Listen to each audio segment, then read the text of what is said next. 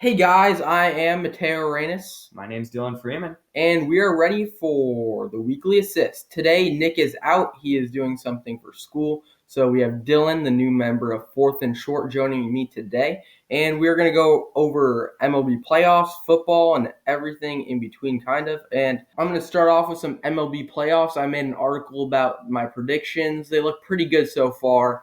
Currently, Washington is up 3-0 on the Cardinals in the series. Washington could sweep today, so by the time you are listening to this, the series could already be over. I predicted Washington to win, and Washington has just dominated so far. Game one, they had Annabelle Sanchez throwing a no-hitter until the eighth inning. Game two, they had Max Scherzer pitching a no-hitter until the seventh inning. And then game three, they held the Cardinals ace Jack Flaherty to just they hit four off of him, and that was like their one given game, and they really surprised a lot. So, and Washington has had the lead the entire series. They have never trailed. So that is pretty crazy. The Astros are 1-1 with the Yankees right now. I predicted the Astros to win. Zach Greinke pitched a little rough in game one, but game two they had the Carlos Correa walk-off home run. Right now I am watching the Astros-Yankees game. The Astros are up 2-0, so that series could be a good one. Everyone's thinking it's going to go to distance, possibly 7 games. And right now in the NBA, it's pretty much preseason basketball, not too exciting. But one rumor that I heard is that the Pistons and Warriors could reportedly make a trade revolving around D'Angelo Russell and Andre Drummond. I think it is ridiculous that since the Warriors have traded for D'Angelo Russell, there have been so many rumors already for him being traded.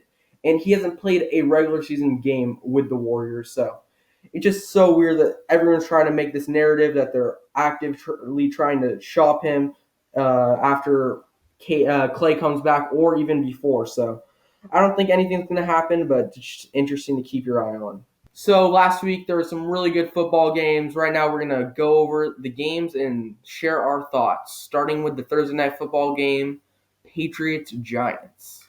The Giants' offense, damn it, cut that out. It's all right. You can just keep talking. Danny Dimes dropping some pennies. Here we are. Wait. 1 second. Starting with the Giants' offense, Danny Dimes dropping some pennies. To his credit, he was short on personnel at wide receiver and running back. His only wide receiver out there was Golden Tate. They were missing Saquon Barkley and his backup, Wayne Gallman. He was forced to make tight throws the whole game. Credit to the Patriots' defense. What you would hate to do as a rookie quarterback coming into this league is going on the road. But going on the road against this New England defense this year, it's just a nightmare. The Giants, they didn't have a very good rushing attack. Of course, they had Wayne Gallman, their backup, out, and star Saquon Barkley out. John Hillman was the starting back for the game. He rushed for 38 yards on 11 rushes. Didn't really break out. He had a fumble, so he struggled a little bit. And they had Elijah Penny rush for 6 yards. So with Daniel Jones struggling a little bit through the air, and the Patriots defense was just so good, it was really rough for them. Patriots defense had 3 interceptions. They forced a fumble, and they blocked a punt and returned it for a touchdown. Touching on Tom Brady, he's had 1 interception in his last 3 games, each occurring in the first half. And he's had a slow start to the season, not something you expect from who some would call the GOAT.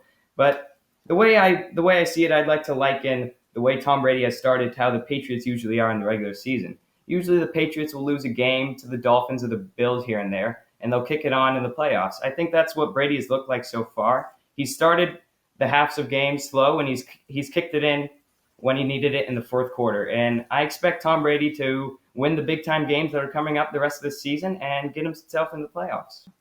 Next up, we're going to go to the Panthers-Bucks game. It was a London game, so it started around 6 a.m., and Winston clearly had not woken up for it because he threw 5 interceptions and really struggled against the Panthers defense. He did not look good, and they couldn't really get anything going in the rushing game with Barber and Jones splitting carries but not really doing much. But he did have Chris Godwin, who he threw 10 passes to. That was mostly in the second half in garbage time, but he did throw 1 touchdown to Cameron Brate, but he just struggled offensively in that game. Here's what I'll say. Jameis only completed 55% of his passes, and his yardage, although high, was definitely inflated due to the fact that he had 54 passing attempts. I just think that Winston's holding on to the ball too long. At Florida State, he relied a lot on having the best talent on the field, and that's just not the case here. He has Mike Evans, Chris Godwin, and OJ Howard, although Mike Evans did look lazy on some of his routes this game. I don't know where the Bucs are going to go for the rest of the season. I feel like they're going to ride it out with Winston because they don't really have a backup, but it'll be interesting to see what they do in the offseason. One thing I did notice is that it seemed like Winston was certainly trying to force a bunch of passes to Mike Evans. The previous week, he had 0 receptions, and it showed that he was unhappy about that. Jameis Winston targeted him 17 times. He had 9 receptions and 96 yards, so he did drop some crucial passes, so I don't know how that's going to work. But on the other side of the ball, Kyle Allen is playing great. 227 yards, 2 touchdowns. Christian McCaffrey was bottled up a little bit by the Bucs defense, but he really stepped up, and there's certainly some rumors swirling in Carolina about their QB situation with Cam Newton. It's close to recovery. This game was won because of Kyle Allen. C-Mac was shut down this game, even though he is one of the biggest X factors in the entire league. And in my opinion, I know that Cam is injured and all, but I think Kyle Allen should play over Cam when he comes back. Cam's mechanics hasn't looked the same ever since he's been hurt, and I don't know if that's a result of that, but I just think Kyle Allen is making better decisions, and the team is rallying around him. He's 5-0 as a starter, correct? Yeah, I think 4-0, but Kyle Allen now 4-0 as a starter. yeah, in his 2 games, Cam Newton was 0-2. Cam Newton did not look healthy even at the start of the season, so he may be rushing back to recovery, so I certainly think they need to stick with Kyle Allen right here. But the next game that we're going into is going to be Browns-Seahawks.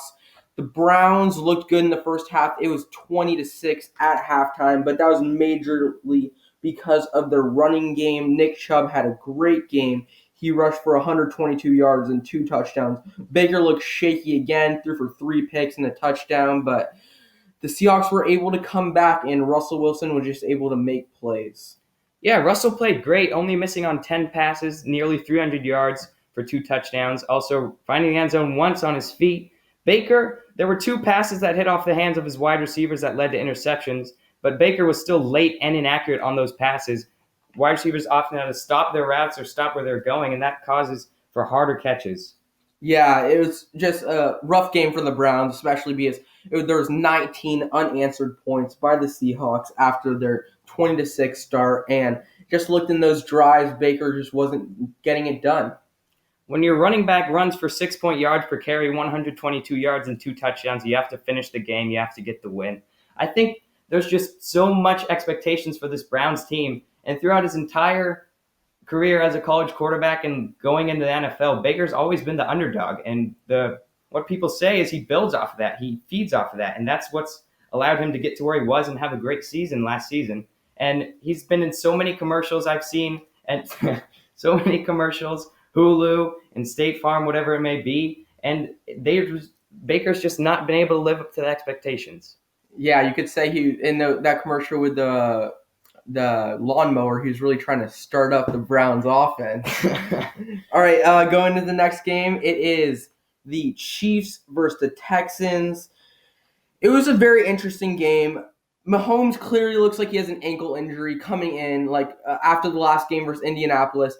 And there was one drive where he got rolled over in his ankle. He threw an interception on that drive. It just seems like he's trying to get everything done by himself. They really rely on him. They weren't able to get much rushing offense going. They had LaShawn McCoy rush for 44, but not much from the other supporting factors. But Mahomes looked like he was trying to force throws, and especially in this one drive, they were lucky to have Tyreek Hill back. He forced it into the defense, and Tyreek Hill went up and got it and ran it in for the touchdown. But I'm sure Mahomes, he's the best quarterback in the NFL at the moment, but he just needs to get it together he needs to calm down and trust himself.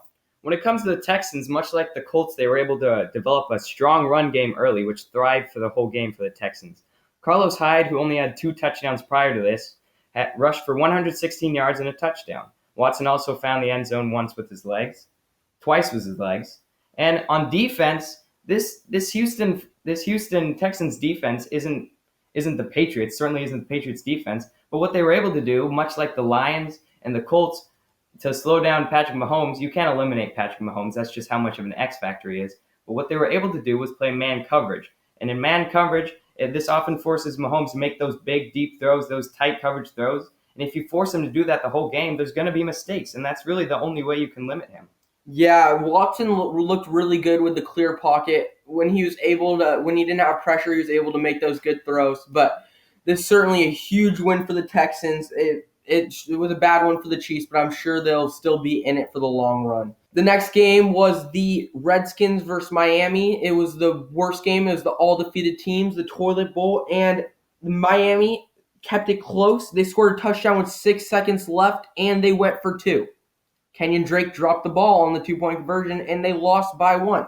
The Washington Redskins really relied on Terry McLaurin, who has developed into a very good wide receiver out of Ohio State. He had 2 touchdowns and 100 yards on only 4 receptions, and he is a major playmaker and one of the main bright spots and only bright spots for this Redskins offense this year. Adrian Peterson also showed out with 118 rushing yards, which was good to see in his late career. I think it's been established at this point in the season that the Dolphins are in fact tanking, possibly for Tua.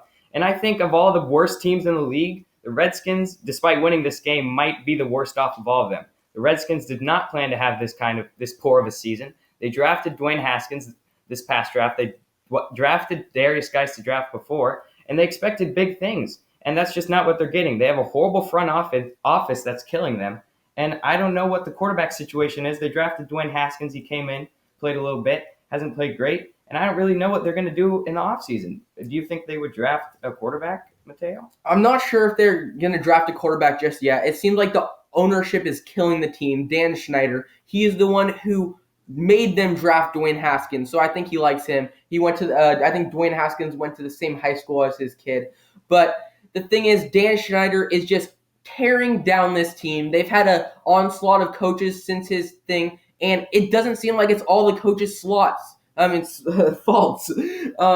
Every single time, he is the common denominator. Jay Gruden was in a rough situation. He did not want to draft Dwayne Haskins.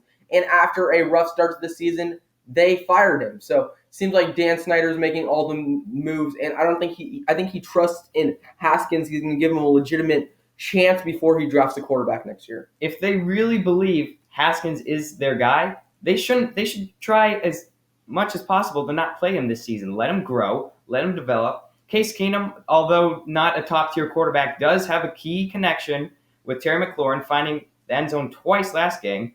And moving on to the Dolphins quarterback, Josh Rosen, what are they going to do in the draft? What are they going to do in the offseason, Mateo? Yeah, I think they have to tank for Tua. They're going for that number 1 pick. That a lot of people were saying that 2-point conversion was drawn up by the team to tank. Like, they didn't want to win that game. They didn't tie it to force it into overtime with 6 seconds left. I understand. You're trying to get the win. But it didn't look like they were trying to get the win. They pulled Josh Rosen. Ryan Fitzpatrick played much better. Rosen threw for 2 picks. Fitzpatrick, he had an all-right game, threw 132 yards. But they have to draft Tua Tagovailoa in the next year's draft from Alabama. But Fitzpatrick's done. It looks like they're probably going to have Rosen as a backup. But for the Redskins, they have 2 veteran, I'm saying that in quotation marks. Case Keenum has went around the league. He's played pretty well as a quarterback, and they have Colt McCoy, who's been in the league for a long time. And I think they really need to just train Dwayne Haskins to be a quarterback. And yeah, I don't think they should put him in this year. I think they should let him grow as a quarterback. All right, going to the next game, it is Eagles versus Vikings. It's so weird, man. The Eagles beat the weirdest teams. They lose to the weirdest teams. The Vikings, the same thing. The one bright spot for the Vikings is, although Dalvin Cook, who has been the bright spot for the offense, he only ran for 41 yards. He did have a touchdown. Cousins, everyone's saying they need to get rid of him, but he did have a good game. He met up with Stephon Diggs for 3 touchdowns, and he had 167 yards receiving. That is huge for a wide receiver, especially in an offense that has Thielen and Rudolph and everything. So it looks like Diggs is happy with those targets, and that's good for them. But I can't see any of these teams going far in the long run. They both are. I'm just so skeptical about both these teams. I know, it's very confusing. I feel the biggest story coming out of this game is this Eagles secondary, which really is holding them back. As Mateo touched on, the Eagles front line and their linebackers held top 5 rusher in the league, Dalvin Cook, to 2.6 yards 2.6 yards per carry. But this Eagles secondary these cornerbacks are consistently getting burnt deep. Rasul Douglas was burnt deep twice by Stephon Diggs, and they let laughably mediocre Kirk Cousins pass all over them. Yeah, and the one thing about the Eagles is I think they need to have a definitive number one running back. They have Jordan Howard. They have Boston Scott running for 30 yards. I haven't heard that name ever, I don't think. And they have their draft pick, Miles Sanders. He had a good receiving game. He received for 86 yards and a touchdown, but it just seemed like they have too split of a backfield, and they need to devote their time to one running back if they want to break out. That's definitely been a problem for the Eagles in the recent years. And good news for the Eagles, though. Deshaun Jackson, I believe, is coming back this game. Next up, we're going into the Saints versus the Jaguars. It was a very interesting game, to say the least. As part of my take would say, it's the game that Red Zone certainly forgot about. It was a 6-13 game. Seemed like most of the points was in the second half. At halftime, it was 3-3. So that's very not normal for the Saints because they normally have Drew Brees, but the Saints, they had Teddy Bridgewater. He held the ground. He threw for 240 yards and a touchdown. He certainly place held, but he wasn't finishing drives really during the game, but they were able to pull out the W. And Minshew, it just seems like the pocket collapsed on him. They weren't really allowing him to rush or anything, and he really struggled with that. He threw for an interception, but otherwise, I still believe in him. He just had a little bit of a rough game, and he's a rookie. Every rookie is going to have a little bit of a rough game. But it sucks that it comes in this game where they play the Saints and they don't have Drew Brees, but I really believe in Bridgewater right now. Yeah, this performance from Teddy Two Gloves is basically what you're going to see from him. He's not going to throw lights out, but he's going to game manage. He's not going to make mistakes. And credit to Sean Payton and this Saints coaching staff because I don't know if you could find two different quarterbacks from Drew Brees and Teddy Bridgewater, but the way that they've constructed this offense and the skills that they put around the skill players that they put around him, he's been able to thrive and get wins. Yeah, and the one big storyline for the Jaguars is Jalen Ramsey sat out for his third straight game. He made it vocal that he does not want to play for the Jaguars and he wants to be traded. Apparently, he had a heart-to-heart with the owner, but he still maintained that he would not play. So that's going to be an interesting headline to watch in going forward. And also, Alvin Kamara got hurt in the game. He rushed for 31 yards, but it says that he should be good to go for the coming weeks. Next, we're going to go into a very interesting game is the Bengals-Ravens game. The Ravens have Lamar Jackson, and I am a firm believer in Lamar Jackson. I have said the whole time that I believe in him. He has had some interesting performances, like this game, for example. Threw for 336 yards and rushed for 152 yards and a touchdown. Shows that he can get things done with his legs and his arm. The final score was 23-17. But most of those Bengals drives were garbage time scores. It was 23-10 until 3 minutes left in the fourth, so they scored a late touchdown. So score doesn't really reflect how the Bengals played. They did not play well again. So it's going to be really interesting what they're going to do with the quarterback situation. Andy Dalton isn't the guy that can be a playmaker and really stand out for the offense. He holds his own, but he can't break out. And Joe Mixon had a very bad game. He ran for 10 yards on 8 rushing attempts. What's his name? Alex Erickson had more rushing yards. Their wide receiver and 1 rush, 17 yards. So the Bengals offense is really shaky, but we'll see what they're going to do going forward. Here's what I'll say about the Ravens. I'm also a believer in Lamar Jackson, maybe not so much last season, but I like what I've seen from him this season. And they have a tough 6-game stretch coming up, although they do play the Bengals again. I'm interested to see how they handle this. I don't know if their defense is as good as people prep it up to be, especially in comparison to last season. And a story coming from the defense happening this afternoon, Marcus Peters of the Rams traded to the Ravens for Kenny Young, middle linebacker. Interested to see what comes from that. Yeah, that should be interesting, especially with Earl Thomas there at safety. That could be a lethal defensive punch, but we'll see. And also the Bengals, their score looked close in the hindsight, but their 2 touchdowns, one was a kick return touchdown, and one I already spoke about was a garbage time touchdown. So they're really going to have to make some decisions in the upcoming offseason. They did draft Ryan Finley in last year's draft. He could develop. He's another one he's another redhead like Andy Dalton, but let's see if they will draft someone next year. But the next game we're going to go into is Falcons versus Cardinals. Go into that one, Dylan. This was a very, very great play by both great game by both quarterbacks. Matt Ryan throwing only 6 incompletions, 356 yards, and 4 touchdowns. But the Cardinals came up big in this one. Kyler Murray played lights out, best game of his rookie season, only missing on 10 passes, throws for 3 touchdowns. Yeah, I saw this thing from CBS Sports' Instagram page. It said there have been 67 instances of a quarterback going 300 plus pass yards, 4 plus touchdowns, 0 interceptions, and a 75% or better completion percentage. And of those 67 quarterbacks, one of them lost, and it was Matt Ryan on Sunday. He played an unbelievable game, but they could not get it done. It was just a killer with the missed extra point with 1 minute and 43 seconds. Matt Ryan has been so reliable throughout his career, and he was not able to get that one through the upright. So that was a killer, and Kyler Murray was able to claim his second career dub. Yeah, the Falcons are just one of those teams at this point that I'm just confused about. I don't know. They have the talent. They have the talent. They have the talent to be winning these games, but they're just not winning.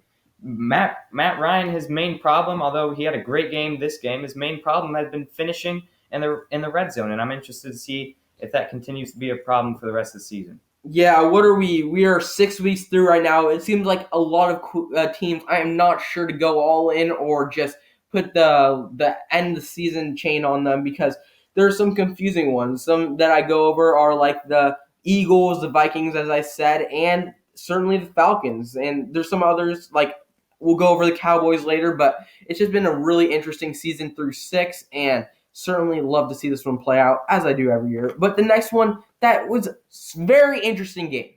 Titans versus Broncos. The Titans put up 0 points on the game. The Broncos defense forced 7 sacks, 3 interceptions, and it was just a bad performance from Marcus Mariota. He had a almost 40%, under 40% completion percentage on the game. He threw for 2 interceptions and 0 touchdowns, 63 yards. He did get pulled for the former Dolphins quarterback Ryan Tannehill late in the game, but I just really had faith in Marcus Mariota coming in, but I don't know how it's going to go for him. One thing that he always able to get done is rushing, but he only rushed for 4 yards on the game, and the rushing offense was not good either. Derrick Henry, their breakout running back, has ran for 28 yards on the game, so just a very weird game from the Titans. They won the Week 1 game versus the Browns, and they haven't done much since, so it's going to be very interesting going forward. Generally, Marcus Mariota doesn't make many mistakes, and sounding funny enough, that might be his problem. There's a fine line in between quarterbacks like Marcus Mariota, who don't take many risks, and quarterbacks like Jameis Winston, who will take many risks. Marcus Mariota, although he threw his only 2 interceptions in this game, he's just not moving the needle for his offense. And after the game, Coach Mike Vrabel said, at that point in time, referring to when they pulled him, we were really just trying to find a way to move the football. And Marcus Mariota was really not just getting that done. Yeah, and on the Broncos side of the ball, they did not get much done on offense. It's like they have Joe Flacco. They've won 2 straight games, surprisingly. They had an 0-4 start, and they've won 2 straight, but Joe Flacco did not play good. I've never been a believer in Joe Flacco. I haven't certainly liked him since he beat the 49ers in the Super Bowl, but he passed for 144 yards and an interception. It's going to be interesting. Like, there's a lot of teams that's going to be interesting what they're going to do in next year's draft because there's a good quarterback crop again. They have Justin Herbert. They have Tua Tagovailoa, and there's a couple other guys, but the Broncos did draft Drew Lock earlier this year. They put him on IR immediately, so he isn't able to play right now, but Joe Flacco is not the long-term option for the Broncos, nor if he will ever be a long-term option for anyone, and he is not elite. He is not elite. He is not elite. And also for rushing, they had Philip Lindsay rush for 70 yards and a touchdown, pretty much their only offensive production. So their defense just played amazing in that game. Yeah, there have been many tight games for the Broncos this season. And although we just took a little bit of time to slander Joe Flacco and this Broncos team, I feel that they are truly better than their record may entail. Not to say they're going to be making any splashes while the season continues, but I do think they're better than their record entails. But they are in a hard division. It doesn't look like they're going to come out of it at all. They have the Chiefs and the Raiders, who are surprisingly close. The Chargers are a non-factor, as we'll get into later. But starting with the surprising game, the Jets and the Cowboys. Last week, Sam Darnold said he didn't want to go out there on the field and die, but in his return, he brought life to this Jets team. He hooked up with his favorite target, Robbie Anderson, who had his first big game of the season, receiving for 125 yards and 1 touchdown. Yeah, so that was an odd game for the Cowboys and the Jets. The Jets came back with Sam Darnold, and he had a good game. And yeah, it showed that they didn't have a quarterback at all to start the season. Le'Veon Bell rushed for a touchdown, so that was good for them too. But the main storyline from this game is the Dallas offense. Dak Prescott has had 2 straight games where he struggled. He didn't do much in this game.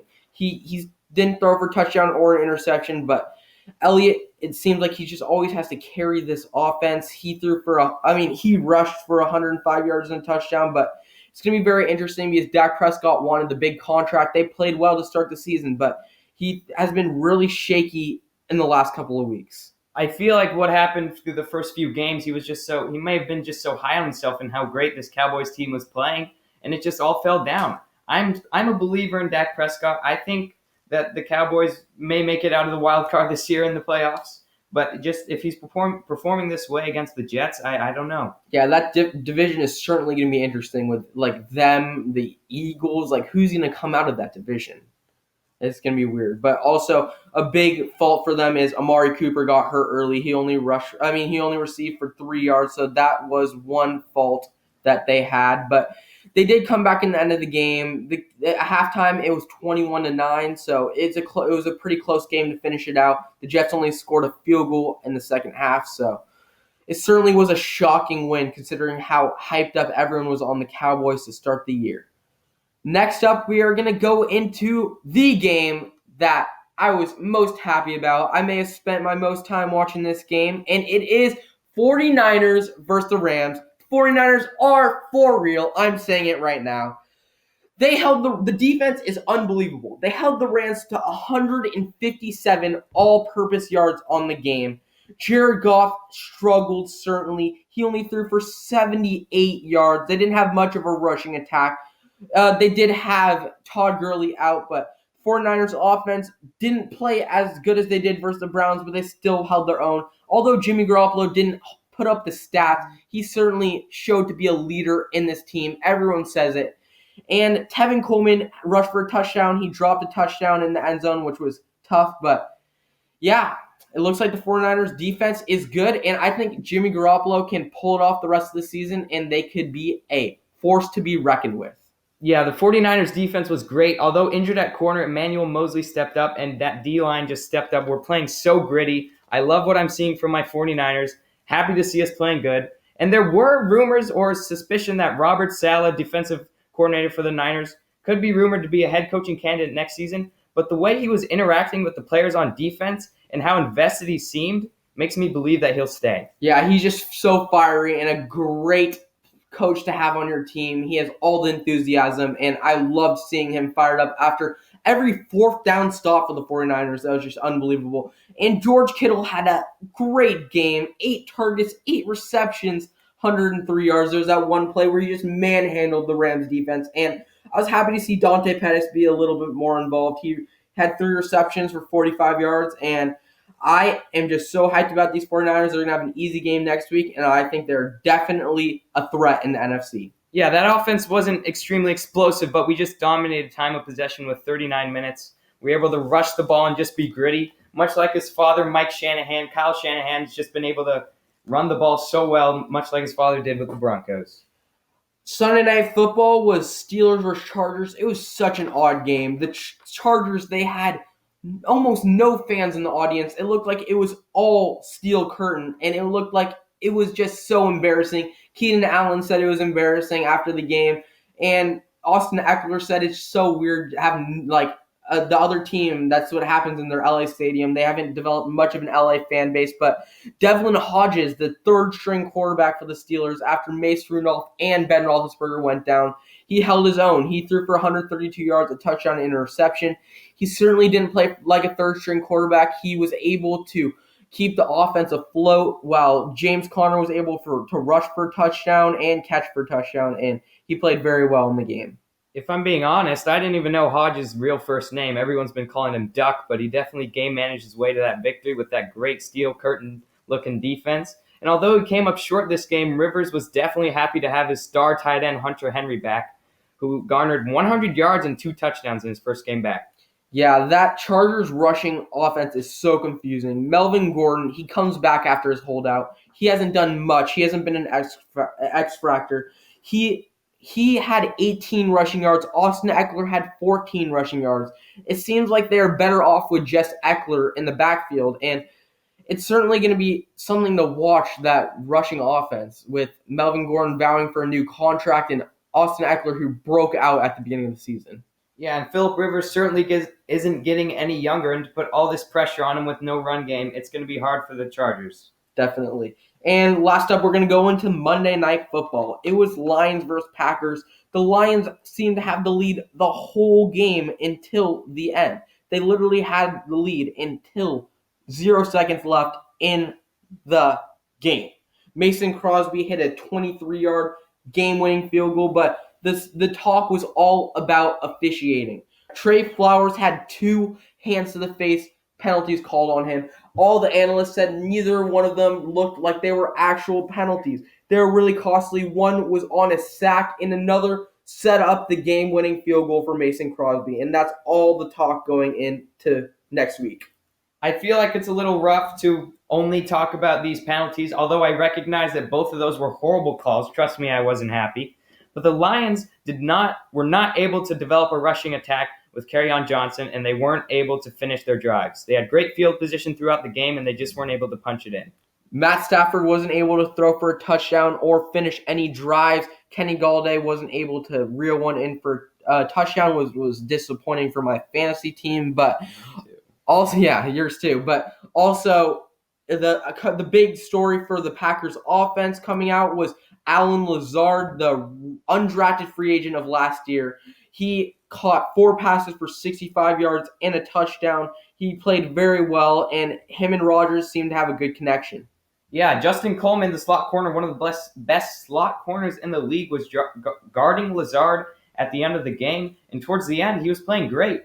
And the final story I want to talk about this game, it's just something I have a personal issue with, is Aaron Rodgers has a terrible attitude. I don't know how many times that the camera panned to him after there was a drop or an incompletion, and I see him cursing his head off, and he's complaining, shaking his head. That's just not something you want to see from a leader. Puts off a horrible vibe, and I don't understand how, as a wide receiver, as a running back, how you could go into the huddle with that guy while he's talking to you and know he's so upset at you. Yeah, Aaron Rodgers, it always has said that he's been a little bit of a cancer in the clubhouse, especially coming in after the Mike McCarthy firing that everyone said was all his doing. He basically controlled the team and basically forced that firing, and coming in, it seemed like he was not having good connection with Matt LaFleur, and he reminds me a little bit of LeBron James, how he just controls the team. And he does not seem to have good chemistry with anyone, but he has chemistry with Devontae Adams, and he's coming back next week, so that should be good for him. And that's not to discredit Rodgers' skills as a quarterback at all. It's just something that he has a leadership issue with. Yeah, he has all the talent in the world. Some may say he is the most talented, off of pure talent, player in the NFL. He just needs to have a little bit of a better attitude in the huddle. Next, we are going to talk about our picks. Last week, Nick won the week, and he is now 1-3-2 on the year. I am 3-1-2, and Dylan is 0-2. But we're just going to go off winner percentage for him because he did not participate in all the weeks. So starting with this week, the Thursday night football matchup is Chiefs at Broncos. I'm bottom line just saying Chiefs are going to win this game. Yeah, I agree. I honestly see no way that the Broncos come out with this. I think the Chiefs are going to have a big bounce-back game, and they're going to be right where they started. Next is Rams-Falcons, and on this one, it's a confusing game because both of them lost last week. Falcons played a little bit better last week, and I think the Falcons could pull off their first win this week. Yeah, I'm taking the Falcons. I'm taking the hot hand. Matt Ryan had a great game last week. We saw what Kyle Shanahan just did to the Rams, and as we know, Kyle Shanahan did come out of that Falcons system. I think the Rams could be motivated not to take their 4th loss in a row, I believe, but I just see the Falcons taking it this week. Next up is 49ers at Redskins. The Redskins did... Next up is 49ers at Redskins. The Redskins had their first win of the year last week. The 49ers defense just seems so dominant. I think they're going to shut down Case Keenum or whatever quarterback is put into the situation. And I think Jimmy Garoppolo is going to have a really good game, and they're going to pull off the win. Yeah, I see. No, I won't say I don't see no way that we lose because we are still the Niners, but we are the new Niners with this new defense, and this is going to be a big game for Jimmy G. Some people, including myself, still aren't sure if Jimmy G is the guy, but I think he's going to have a great game against these Redskins. I did see this one thing earlier this week that said if you weren't with us with Chip Kelly and Jim Tomsula, you shouldn't be with us now. So that is the 49ers as of recent memory. So hopefully we can continue on this big streak. Next is Raiders at Packers. My bad. Raiders Packers, and the Packers are coming off a win. They're going to have Devontae Adams back next week, and I think they are going to win again. Yeah, that is big. I'm taking the Packers as well. The Raiders have surprised me. They haven't looked horrible, but I don't see any way that the Packers lose this one. A divisional matchup is next. Dolphins at Bills. The Dolphins, they're tanking. There's no way they lose this game in Buffalo with Bills Mafia yelling at their faces. Josh Allen's going to have a good game, and they are going to pull it off for the Bills. I think Josh Allen will also have a good game. I'm taking the Bills, and I think Frank Gore, maybe David Montgomery if he's back, I think they'll have a good rushing game as well. Yeah, next up is Jags at Bengals. I think Gardner Minshew is going to bounce back and have a great game on this Bengals team that has not played well. They haven't got much done offensively unless they'll have another kick return touchdown to start the game. So I'm taking Jags in this one. Both Lamar Jackson and Mark Ingram rushed well on the Bengals last week, so I suspect that Leonard Fournette will have a big game against the Bengals. This game is kind of confusing. It's Vikings at Lions. The Lions, they played all right. The Vikings had a good passing attack last week, but I think the Lions are going to bounce back and take the home victory. I really have been impressed by the Lions this year. I'm a big fan of them. Matt Patricia coming from that Bill Belichick system, I expect their defense to be a lot better than what the Vikings faced against the Eagles last week. I'm taking the Lions. Texans versus Colts. This is another big divisional matchup. Whoever wins this game is surely able to pull off the division. The Colts are coming off a bye, but before that, they had the big victory versus Patrick Mahomes. But I think the Texans, who also just had a big victory versus Patrick Mahomes, are going to pull off the win, especially with their newfound rushing attack with Carlos Hyde, and I think Deshaun Watson is going to have a great game. I'm actually going to take the Colts in this game coming off of a bye. I'm confident that their defense will be able to shut down Deshaun, who didn't have a great game passing against the Chiefs, and I'm taking the Colts in this one. Next up is Cardinals at Giants. It's Kyler versus Daniel, the battle of the rookie quarterbacks, and I think that the Cardinals will win this game. I don't know if Saquon's coming back. I think he is questionable to return, but David Johnson, I believe, will have a good rushing game, and him along with Kyler, who will have Christian Kirk there to throw some dots to, will have a good game. Yeah, Kyler had his by far best game of his rookie season last game against the Falcons, and I expect that to continue against the Giants. And I know this is a big rookie matchup, but I just want to remind everyone to slow down on all your hot takes about who's a bust, who's not. You just have to take time on these rookie quarterbacks. You have to let them develop, let them make mistakes. I expect Danny Dimes to have a good game against this Cardinals defense. Yeah, and one thing is Kyler Murray had the best game of his career without his number one option, Christian Kirk, so that should be a big factor next week. Next is Chargers at Titans. This game is so confusing for me. Both these teams have shown flashes, and both these teams have played horrible. Both have lost to the Broncos in the last 2 weeks. But I think that, I'm not sure, but I'm going to say that the Titans are going to win this game. I'm going to say that Derrick Henry is going to have a great rushing game, and Marcus Mariota is going to start and bounce back. But it will certainly be interesting to watch if they are going to give Marcus Mariota a start. You did make a good point. This Chargers rush defense might be the worst part of their team, and this is really a shot in the dark for me. I'm confused by this game, but I'm going to take the Chargers. Hunter Henry back seemed to be a very big factor for Phillip Rivers. I'm taking the Chargers. There's a lot of controversy going around that quarterback controversy with the Titans, and I don't know who they're going to start. You'd suspect that maybe Mariota might be fired up to have a good game against this Chargers team, but I just don't know if he can pull it off if he plays. Next up is Saints at Bears. Teddy Bridgewater has looked great in his career. He has been not his career, but this season, he has been undefeated on the season as the starting quarterback of the Saints. And the Bears have QB struggles. They have a great defense, but I'm assuming Mitch Trubisky is going to be questionable in the game. I don't know even if he comes back, if they're going to start him or Chase Daniel, but I'm going to have to say Saints. They have a more reliable offense, and Alvin Kamara could be back, and they have one of the best wide receivers in the league to throw to in Michael Thomas. Yeah, both these quarterbacks, referring to Mitchell Trubisky and Teddy Bridgewater, aren't the most explosive. But if Mitchell does come back, I feel that Teddy still is the better quarterback in this game. And although Teddy, he's not going to be explosive, he's not going to throw deep downfield on this. On this impressive Bears defense, I think the Saints will be able to get it done.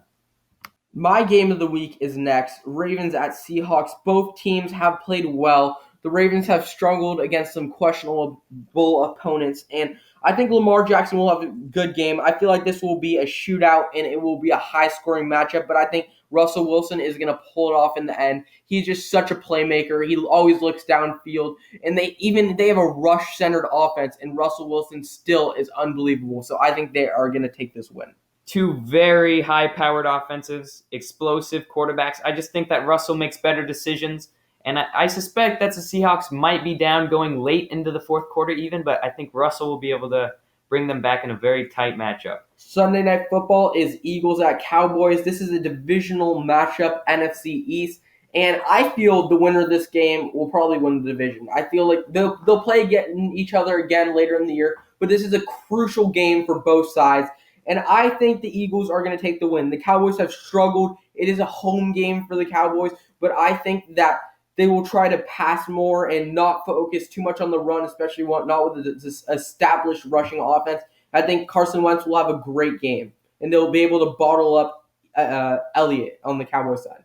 Don't call me Skip Bayless, but I am taking the Cowboys at home. How about them Cowboys having a horrible game there against the Jets? But I think a big factor, as I touched on before, is this Eagles secondary. I think Dak Prescott will be fired up. I don't know if he's going to have Amari Cooper, but he still has Michael Gallup, and I think he'll be able to tear up this Eagles secondary the way that Kirk Cousins just did. Yeah, that should be an interesting game, but one that won't be as interesting is Patriots at Jets, Monday Night Football. Patriots defense is looking so good, and that's not even accounting for the fact that they have the GOAT on the other side of the ball. They have signed Ben Watson again. It's so weird. They cut him and then signed him. So it looks like Tom Brady might have a good tight end to throw it to, with Gronk saying that it's a no for him coming back. And I think the Patriots are going to demolish the Jets in New York with the fans booing Sam Darnold.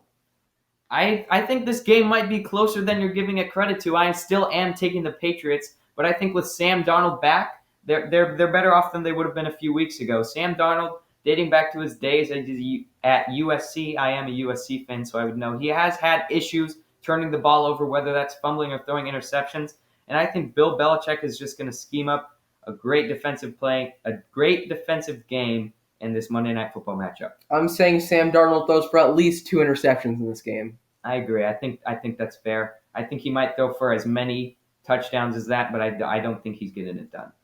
And that is all for the weekly assist, and thank you so much for listening. If you like this format, comment down below. Thank you for listening. Make sure to like, subscribe, and we will catch you next week after a great slate of football games. Breaking news coming from Adam Schefter. As I said, Jalen Ramsey did not want to be on the Jaguars, and that has just happened. He's just been traded to the Los Angeles Rams for 2 first-round picks, one in 2020 and one in 2021, and a 4th-round pick in 2021. This is a huge blockbuster trade. In my opinion, Jalen Ramsey is the best cornerback in the NFL. It's going to be a huge addition for the Rams. I'm happy it happened the week after the 49ers played them, but they play him again late in the season, so I'm unhappy that it went to divisional opponent, but this is huge for the Rams.